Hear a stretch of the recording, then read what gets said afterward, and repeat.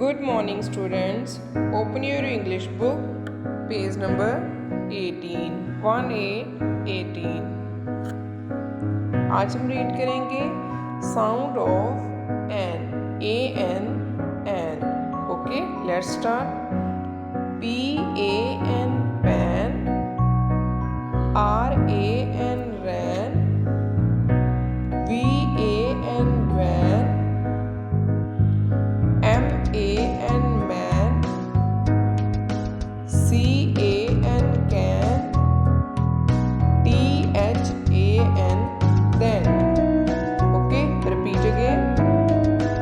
PAN pan, RAN ran, VAN van, MAN man, CAN can, THAN then.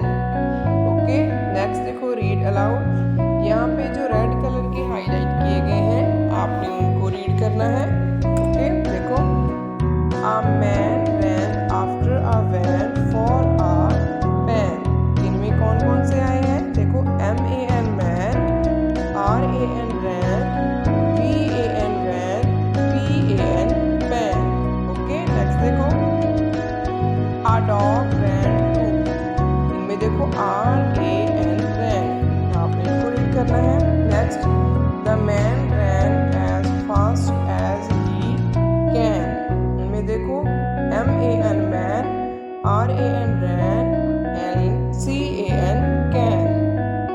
Next, the dog ran faster than the man. इनमें देखो RAN ran, THAN then, MAN man.